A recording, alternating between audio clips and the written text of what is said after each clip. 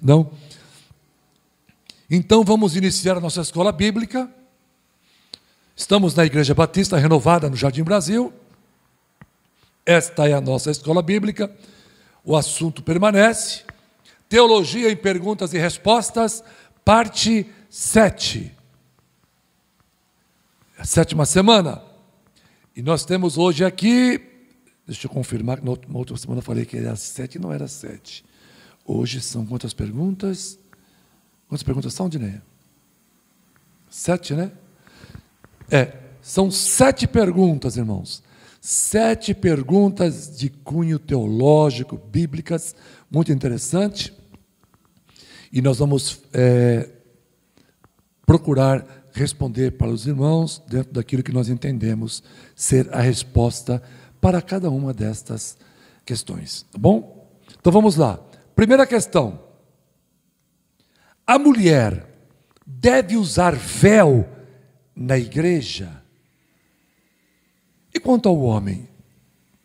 O homem deve ter a cabeça descoberta? Ou ele pode estar usando um boné?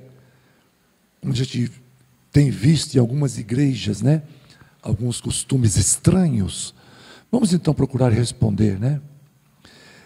A resposta, ou melhor, o que tem causado a dúvida, né? Está em 1 Coríntios, capítulo 11, versículo 6. 1 Coríntios, capítulo 11, versículo 6.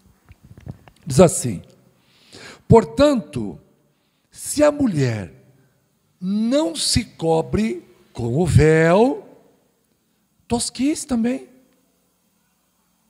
Mas, se para a mulher é indecente tosquiar-se, ou melhor, rapar-se, que põe o véu. Bom, esse versículo, essa passagem, ela é isolada no Novo Testamento, né? Até no Velho. Era uma passagem isolada. Nós não observamos Paulo, nem outro apóstolo, nem mesmo Jesus, se preocupando em ordenar que as mulheres usem véu dentro da igreja, que os homens tirem o boné, o chapéu, ou que eles usavam, aqueles aqui não é um turbante, aqueles tecidos que eles usavam para cobrir a cabeça, né, por causa do sol, uma espécie de uma mitra, né, mais ou menos isso. Bom, o que nós entendemos, irmãos? Nós precisamos fazer uma adaptação cultural. Eu preciso fazer uma exegese do texto e fazer uma adaptação cultural com relação às mulheres brasileiras. Eu não posso fazer adaptação cultural com todo o versículo bíblico. Não é isso que nós estamos ensinando aqui. Pelo amor de Deus, não é isso. Mas essa adaptação cultural, ela nos parece ser óbvia aqui, porque não é costume dos brasileiros, dos ocidentais em geral, a mulher usar um véu na cabeça como forma de respeito. Então, o que nós entendemos? Se a mulher tem o cabelo curto, nós entendemos isso. Se a mulher tem o cabelo curtinho, ela precisa sim usar um véu. Se ela tem o cabelo longo, porque o cabelo foi dado no lugar do véu, né? Se for longo, não é necessário. Com relação ao homem, esse não deve orar, cantar e adorar na presença do Senhor usando uma cobertura na cabeça. Ah, mas é cultural, é como eu disse. Nós estamos fazendo uma adaptação daquela época para o que somos hoje. Com relação ao cabelo, Paulo disse, o cabelo longo, o cabelo foi dado no lugar do véu. Com relação ao homem, nós temos que fazer a adaptação. Qual seria a adaptação? Naquela época, eu creio que não havia boné.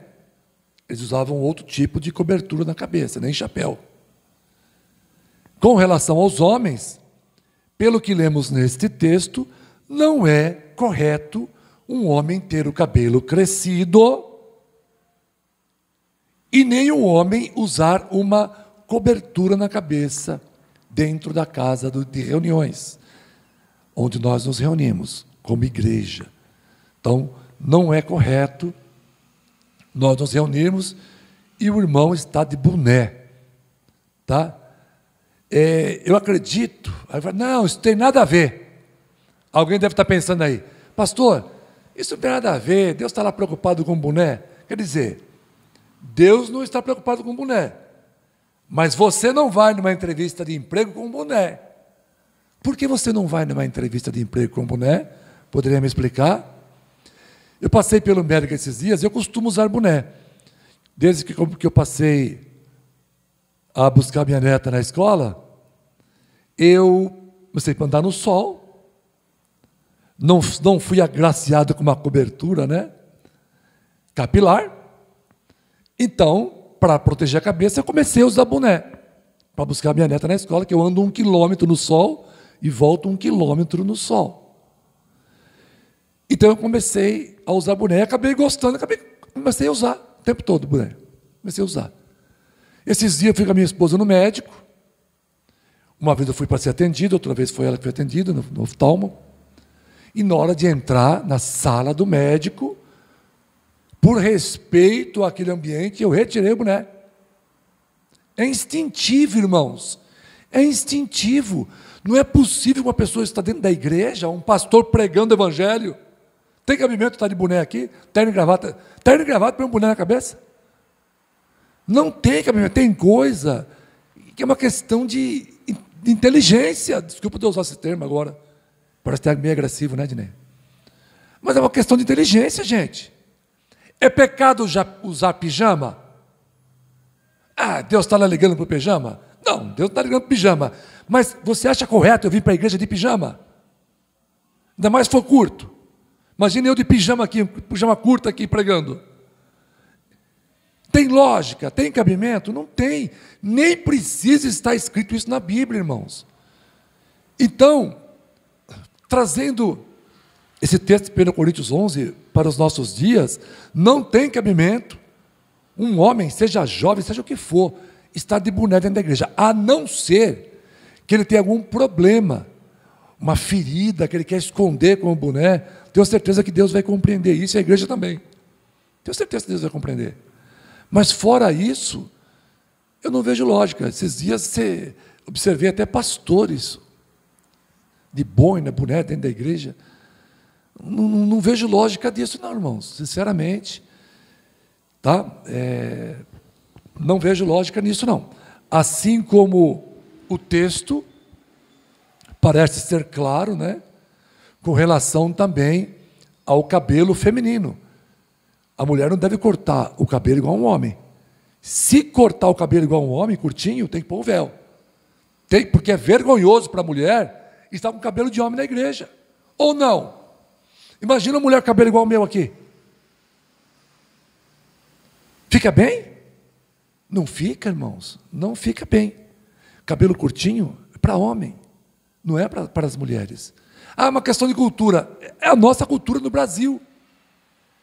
Para cada 10 mulheres, você pode encontrar uma com cabelo igual ao meu. Acho que nenhuma. Acho que cada 1.000 mulheres, 10.000 mulheres, você vai encontrar uma. Então não é cultura. Aquilo ali é exceção à cultura. É exceção à regra. Ah, mas a minha esposa, ela quer usar o cabelo assim, ó. Ok. Ela veio para a igreja, vai usar o véu. Ah, mas aí não é congregação cristã no Brasil? O correto é ela usar o véu, porque o texto está dizendo, o cabelo foi dado no lugar do véu. Então, nesse caso, sim. Tá bom? Bom, vamos lá. Segunda pergunta.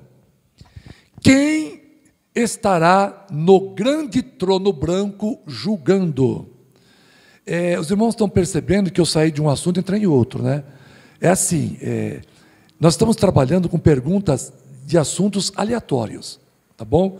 São perguntas que a gente costuma ter, e então eu estou fazendo essas perguntas, eu mesmo respondo, e a gente vai aprendendo através de questões e respostas que nós damos aos textos aqui. São aleatórios os assuntos, tá bom? Então vamos lá. Quem estará no grande trono branco julgando? Tem gente que pensa, irmãos, que quem vai estar no trono branco lá, né, de Deus, julgando, é o Pai. Não é interessante? Mas quem está sentado no trono? Não é o Pai? Quem será que vai estar naquele dia, no grande trono branco, julgando as nações? É o Pai? Vamos ver quem está? O próprio Jesus responde. João capítulo 5, 21 a 23. Vamos ver quem é que vai estar julgando, se é o Pai ou não. Pois assim como o Pai ressuscita os mortos e os vivifica, assim também o Filho vivifica aqueles que quer. E também o Pai a ninguém julga. Vou repetir, hein? E também o Pai a ninguém julga, mas deu ao Filho todo o juízo. Quem é que vai julgar no grande trono branco, irmãos? Jesus, para que todos honrem o Filho, como honra o Pai. Por quê? Porque o Filho e o Pai são um. O Pai não quer dizer, eu sou maior, da minha deidade é maior. Não, o Pai quer deixar bem claro que o Filho é igual a Ele. Não tem o maior e o menor na deidade. Ambos compartilham a mesma deidade, é um Deus. O Pai e o Filho é um Deus, o Espírito Santo é um Deus, com o Pai e com o Filho. Então, o Pai deu ao Filho todo o juízo, para que todos honrem o Filho como honram o Pai. Quem não honra o Filho, não honra o Pai que o enviou. Olha só, o Pai colocando o Filho em paridade. O Pai colocando o Filho em paridade. São um. Tem igreja por aí que só fala Deus, não quer falar Jesus. Só fala Deus. Deus te abençoe, Deus isso, Deus aquilo, é a paz de Deus, não sei o que é Deus. Não usa Senhor, não usa Jesus. Quando usa é só para uma citação, que Ele é o Salvador, que é Jesus que salva, a graça vem de Jesus. Que bom, é verdade. Mas aqui o texto está dizendo que o Pai deu ao Filho o poder de juízo. Você vai ser julgado por aquele que tem um nome, que é acima de todo nome, é o nome de Jesus. E você não quer usar o nome de Jesus, tem que falar só Deus, Deus. Está errado.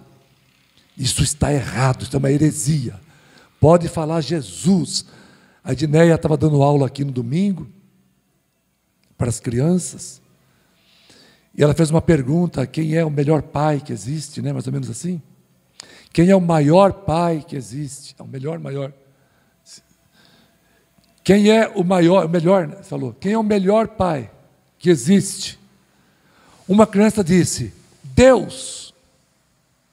E a outra criança, que é minha neta, disse, Jesus. Qual das duas estão corretas? As duas estão corretas. Mas Jesus não é o Pai. Jesus não é o Pai, mas Jesus é um com o Pai. Citar o nome do Filho é como citar o nome do Pai. Não é nada, pastor. O nome do Filho é Jesus. Ué, e o que significa Jesus? Yeshua. E o que significa Yeshua? Jeová, que salva. Como é que é o nome do Pai? Yehowa, né? Ou Jeová. Aportuguesando, Jeová, em hebraico é mais ou menos Yehowa. Mas vamos falar mais ou menos do português. Jeová. E o nome do Pai é Jeová? E o nome do Filho? O nome do Filho é Jeová. Só que é Jeová que salva. Então pronto. São um Deus. Amém, queridos? Então quem vai julgar é Jesus, não é o Pai. Bom, terceira questão. Existe maldição hereditária? Temos algumas polêmicas aqui. Muita gente acredita em maldição hereditária. Mas vamos para a Bíblia, né? Irmãos, eu entendo que o que existe é a herança hereditária e não a maldição hereditária. Herança hereditária é uma coisa, maldição hereditária é outra, tá? As pessoas confundem herança com maldição. Exemplo, uma pessoa nascer com uma patologia porque o seu pai e sua mãe tinham essa patologia. o pai e a mãe eram diabéticos, o filho nasceu diabético, então ele foi amaldiçoado? Não. Não, por que não? O pecado dos pais não é fator de maldição na vida do filho. Se foi lá, é uma coisa, estamos falando hoje. Os pecados dos pais não é fator de maldição na vida dos filhos. Meu pai e a minha mãe tinham alguma doença rara, eu posso nascer com essa doença, mas não é que eu fui amaldiçoado. Eu apenas herdei uma problemática, mas não é uma maldição, é uma herança que passamos para os nossos filhos. Desde que o pecado iniciou, a vida tem sido assim. E como é que eu posso saber que isso é verdade?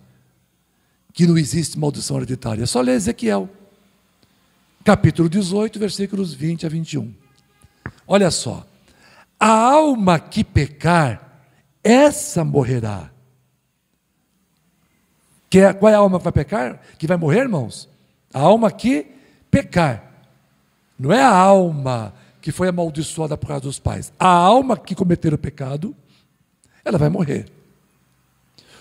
O filho não levará a iniquidade do pai, nem o pai levará a iniquidade do filho. A justiça do justo ficará sobre ele e a impiedade do ímpio cairá sobre ele. Mas, se o ímpio se converter de todos os pecados que cometeu e guardar todos os meus estatutos e proceder com retidão e justiça, certamente viverá e não morrerá. Estão entendendo, irmãos? Olha só, não existe maldição hereditária, porque os pecados que os meus pais cometeram, eles vão pagar por eles, e eu vou pagar pelos pecados que eu cometi e não pelos pecados que eles cometeram. Então, não existe maldição hereditária, o que existe é uma herança hereditária. Eu herdei algo ruim do meu pai e de minha mãe. Eu estou herdando algo de ruim, chegou para mim, independente de ter pecado ou não. Chegou de qualquer forma. Mas não é porque Deus está amaldiçoando porque porque o pai e a mãe cometeram algum tipo de pecado. Não. Uma pessoa pode ter consequências hereditárias ou uma colheita hereditária e não uma maldição. Exemplo, né? Uma colheita hereditária, vamos ver. Exemplo, estou só supondo, meu pai não teve nada disso. Meu pai não era assim, apenas supondo. Vamos supor que meu pai não gostava de estudar, meu pai não gostava de trabalhar. Vamos supor que meu pai bebia muito e largava a família e acabou morrendo de cirrose. Eu acabei colhendo a miséria que ele plantou, mas isso não significa que eu tenha sido amaldiçoado. Basta que eu não siga os passos de meu pai, para que as consequências possam desaparecer. Mas enquanto isso, eu estou herdando ou colhendo uma maldição. Ou melhor, eu estou herdando algo que eu não tinha culpa por aquilo que aconteceu, mas que eu sou obrigado a passar por aquilo, porque eu sou filho do meu pai. Não tem como correr uma situação como essa. Mas não é que Deus está amaldiçoando a sua vida porque seu pai fez coisa errada, não.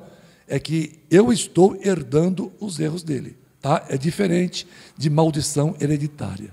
Espero que tenha sido claro, né? Vamos lá para a quarta questão, então. A quem Jacó prometeu dar o dízimo? Existia igreja naquela época, irmã Edneia? Não. Existia o templo de Salomão na época de Jacó? Não. Então, para quem Jacó entregava os seus dízimos? Vamos ver a promessa de Jacó para dizimar. Está lá em Gênesis, capítulo 29, 20 a 22. E Jacó fez um voto dizendo: se Deus for comigo e me guardar nesta viagem que faço, e me der pão para comer e vestes para vestir, e eu em paz tornar a casa de meu pai, o Senhor me será por Deus, E esta pedra que tenho posto por coluna será a casa de Deus. E de tudo quanto me deres, certamente te darei o dízimo. Fazendo essa leitura, a impressão que eu tenho é que ele sabia que existia o dízimo, que o dízimo era um princípio, que era uma forma de adorar a Deus, de honrar o Senhor, mas aparentemente Jacó até então não era dizimista. Porque se ele está dizendo, se o Senhor me fizer isso, isso, isso, certamente eu darei meu dízimo. Abraão dava o dízimo. Jacó provavelmente ainda não estava neste patamar de fé. Bom, mas a pergunta não foi essa. A pergunta foi, a quem Jacó prometeu dar o dízimo? Irmãos, provavelmente Jacó dizimava alguém da mesma ordem de Melquisedeque, pois ainda não havia a lei pertinente aos dízimos, tá bom? Como Abraão ofereceu seu dízimo a Melquisedeque, se Melquisedeque ainda era vivo, é claro que Jacó dizimava Melquisedeque. Se Melquisedeque desapareceu de cena, então provavelmente ele estava dizimando alguém da mesma ordem do sacerdote Melquisedeque, que era rei de Salém, tá bom? Vamos então para a quinta questão. Moisés apareceu em corpo ou em espírito na transfiguração? Lá no monte da transfiguração, ele apareceu em espírito ou foi o seu corpo que ali apareceu?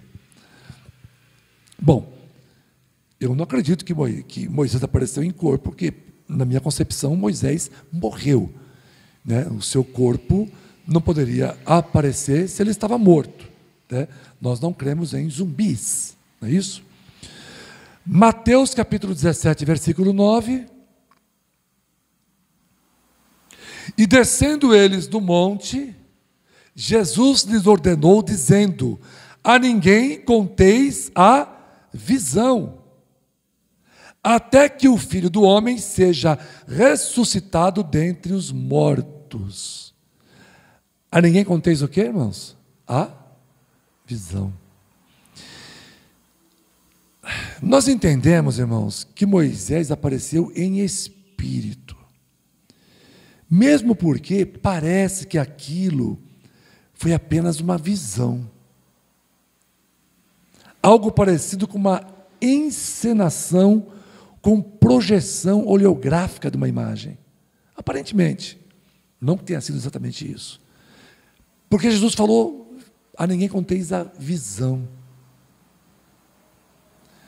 Ele não disse: a ninguém conteis esta aparição, né? A não ser que no grego a palavra visão aqui também seja aparição. Não, está dizendo realmente visão. E quando falamos de visão, nós podemos estar como que sonhando acordados, como quem realmente está sonhando. Mas eles não estavam sonhando, mas aparentemente aquilo era uma visão e não uma aparição real. Nós temos algumas visões que Deus nos promove, né? Nós chamamos de cristofania, teofania, quando Moisés viu Deus naquela sarça ardente, né? Então nós temos assim alguns vislumbres que nos possa fazer interpretar assim. Tem gente aí, algumas igrejas, né, que não acreditam que quando você morre existe um espírito que sobreviva, né? Os adventistas não acreditam. Então eles falam que Moisés, se apareceu, foi em corpo ali. Apareceu em corpo porque ele deve estar vivo. Porque não pode ser o espírito. Elias também, porque Elias não morreu. A Bíblia fala que Elias não morreu, né? Então não pode ser em espírito. Não tem cabimento isso não, tá, irmãos? A Bíblia diz que Moisés morreu e acabou. Não vem querer distorcer a Bíblia não, tá bom? Bom, vamos continuar? Sexta e penúltima questão. Por que tem gente na igreja que manifesta possessão diabólica, mesmo sendo membro da igreja? Como é que pode uma coisa dessa? Vamos ler Mateus capítulo 12, versículos 43 e 45? Esta nação má é igual a um homem possesso de demônio, porque se o demônio for embora, vai para os desertos durante algum tempo, procurando repouso, sem achar. Então diz: Vou voltar para o homem de quem saí. Assim ele volta e encontra o coração do homem limpo, mas vazio. Então o demônio vai buscar outros 7 espíritos piores do que ele mesmo, e todos entram no homem e ficam morando nele. Desta forma, ele fica numa situação bem pior do que antes. Então vamos lá. O que nos dá a entender essa palavra? Eis endemoniado que deixa a casa vazia, mesmo sendo membro de uma igreja local, pode ser reinfectado pelo demônio. E essa reinfecção espiritual é ainda pior, conforme o texto que nós acabamos de ler. Então, é por isso que tem gente dentro da igreja que pode ter uma possessão diabólica em sua vida. Por quê? Porque veio para a igreja, aceitou Jesus, mas depois começa a andar de qualquer jeito, esvazia a casa espiritual que é o seu coração, o diabo encontra a casa vazia e volta, traz outros 7 demônios e torna a segunda situação pior que a primeira. Por isso, se tem uma coisa que eu tenho medo, irmãos, é de pessoas que saem do mundo endemoniadas, bandidos, traficantes, matadores, assassinos, vêm para a igreja, se converte e depois se desvia do evangelho, estando dentro da igreja. Aí você vai ter um pseudo-membro, né, todo endemoniado, capaz de te matar o pastor, matar os irmãos. Porque são pessoas que se tornam piores do que quando vieram para a igreja. Tá? Vamos para a última questão? 7ª questão. O pastor pode fazer apelos no culto? Alguém pode pensar assim, mas pastor, que pergunta é essa? É claro que o pastor pode fazer apelo no culto. Você pode pensar assim, mas temos igrejas que não são assim. Em especial as igrejas reformadas calvinistas. Eles não fazem apelo para a pessoa aceitar ou rejeitar a Jesus. Eles não fazem apelo. E eles criticam as igrejas onde o pastor faz um apelo, perguntando se alguém quer receber a Jesus como Senhor e Salvador, oferecendo a oferta salvífica. Eles não fazem apelo e ainda criticam quem faz. Irmãos, na verdade, né, vamos ser honestos, não existe mandamento para o pastor fazer um apelo na Bíblia. Mas é importante sim convidar as pessoas. Se não for apelar, fazer uma apelação, mas pelo menos convidar, nós temos sim na Bíblia. Por que eu não posso convidar as pessoas, ou mesmo fazer um apelo? Que conversa fiada é essa? Mateus 11, 28 e Apocalipse 22, 17. Olha só, irmãos, Mateus 11, 28. Vamos ver se nós podemos fazer um apelo, convidar as pessoas para Jesus ou não. Olha só. Vinde a mim, disse Jesus, né? Todos os que estáis cansados e oprimidos, e eu vos aliviarei. Jesus está fazendo um convite ou não? O que vocês acham? Vamos agora para Apocalipse, capítulo 22, versículo 17. E o Espírito e a noiva dizem, vem. E quem ouve, diga, vem. E quem tem sede, venha. E quem quiser, tome de graça da água da vida. Como assim eu não posso fazer um apelo? Como assim eu não posso convidar alguém a aceitar a Jesus?